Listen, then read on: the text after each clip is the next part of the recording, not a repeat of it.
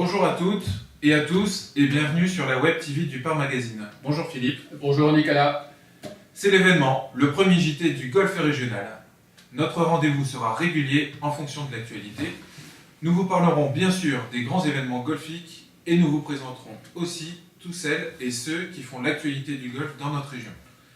Des pros vous donneront leurs astuces afin d'améliorer votre jeu. Et oui, la saison est déjà bien commencée avec des grands événements comme la première édition de l'Open international de Rebais qui s'est déroulée début mai. Cette épreuve comptait pour le calendrier de l'Alps Tour, championnat professionnel. Fin avril s'est déroulée la 20e édition du programme de la Côte d'Opale sur les 4 golfs de Belle-Dune, Ardelot, Le Touquet et Wimereux.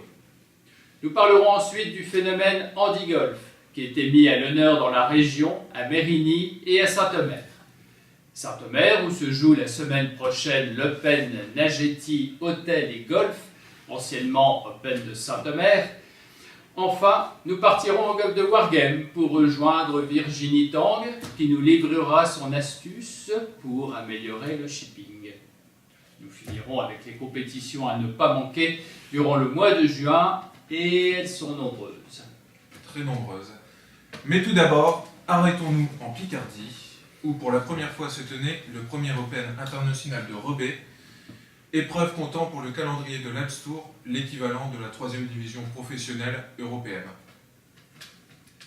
L'Alps Tour, ce sont les rookies du golf, les futurs champions du Tour européen, des joueurs qui en veulent et sont capables de très grandes performances finissant largement en dessous du par.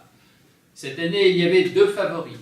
Andrew Colley, le Britannique vainqueur de 2 épreuves depuis le début de l'année, et Raúl Quiros, l'Espagnol, vainqueur du dernier championnat d'Espagne. Côté français, les espoirs reposaient sur Fabien Marty et Julien Gressier, les 2 meilleurs au classement. Il y avait aussi des amateurs présents sur ce tournoi, et notamment Mathieu de Cotigny-Lafont de Bondu.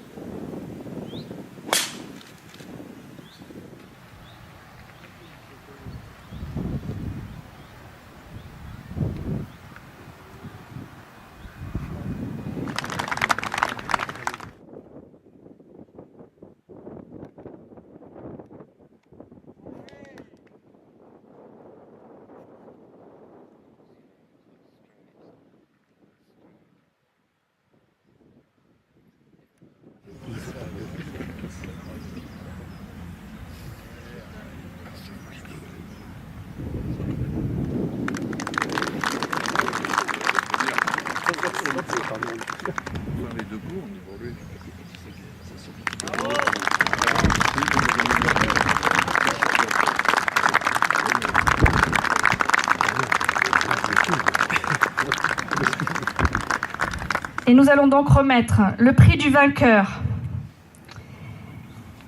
Il a réalisé les scores de 69 au premier jour, 67 le deuxième jour, 69 pour terminer avec moins 14 sous le par. C'est le vainqueur de ce premier Open international de Rebais, Borja Echar, Espagne.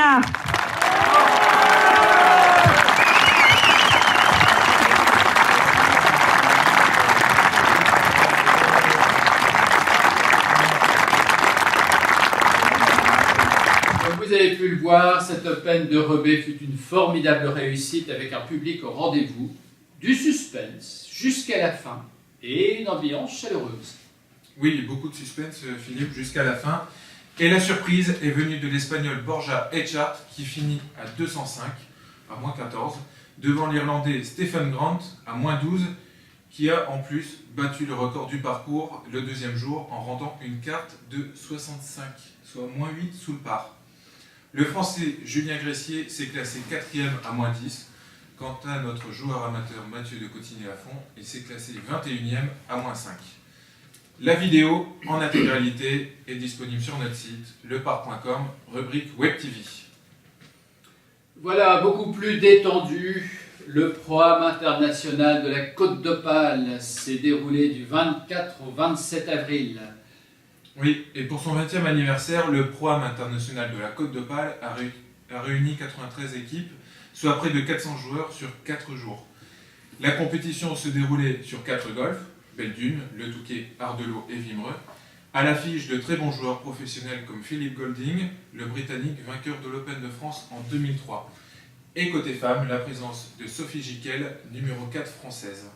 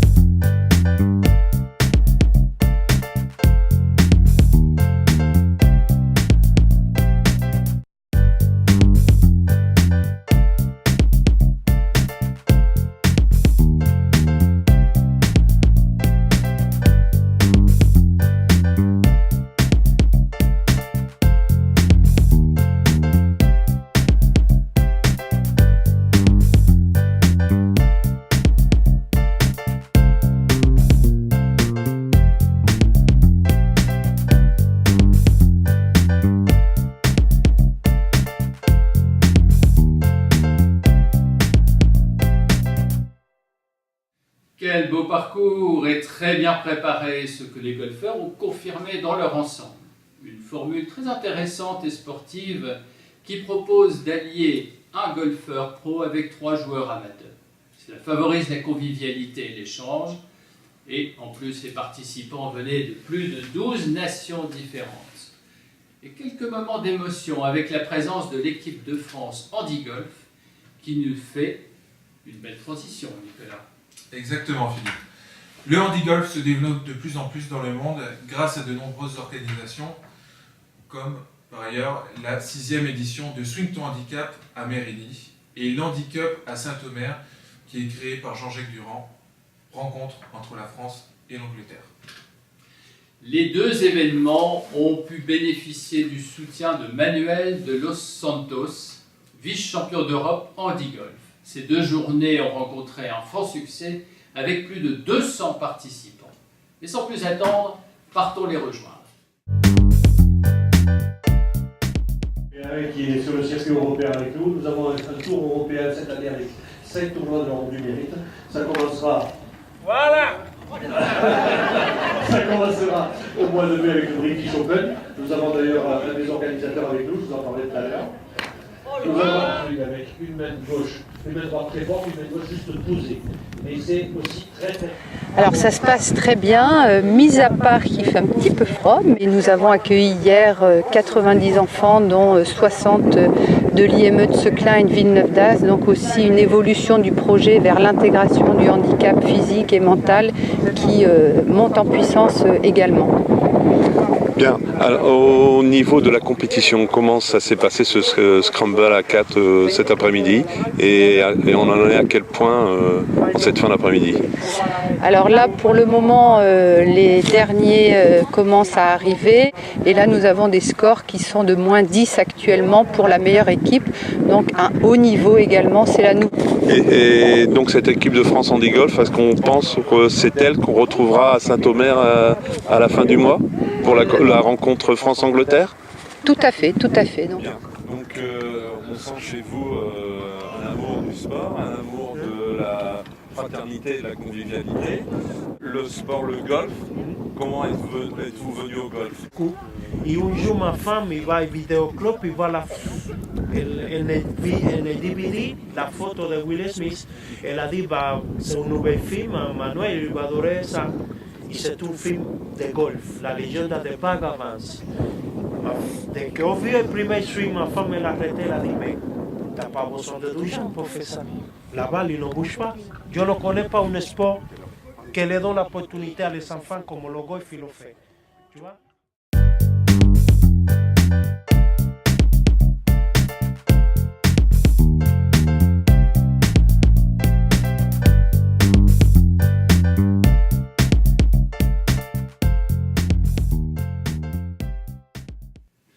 Deux belles compétitions.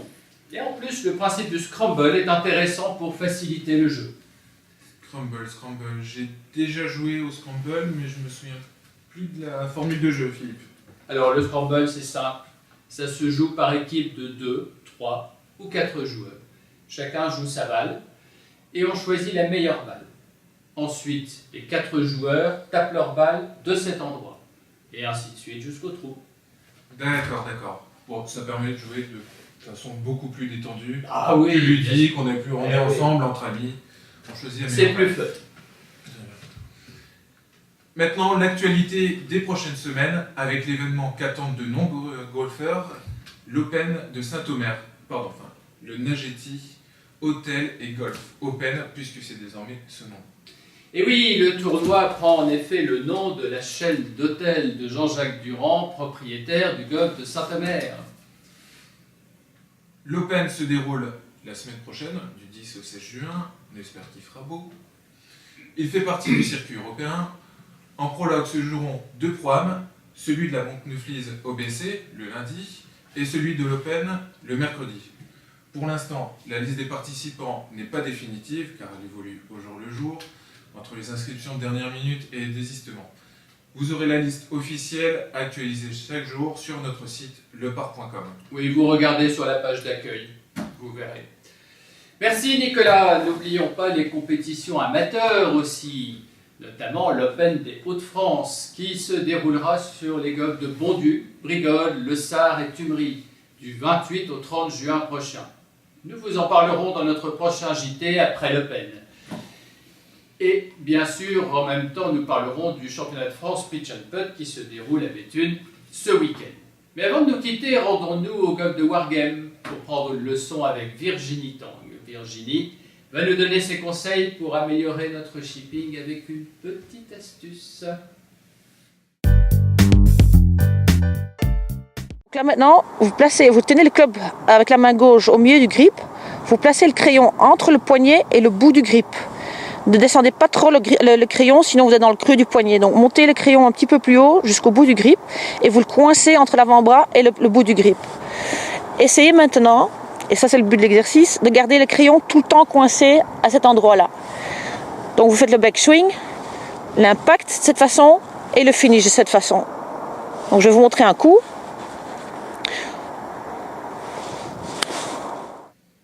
Qu'est-ce qu'on peut faire quand même avec un crayon? C'est incroyable. Merci Virginie, ça va m'aider sans doute.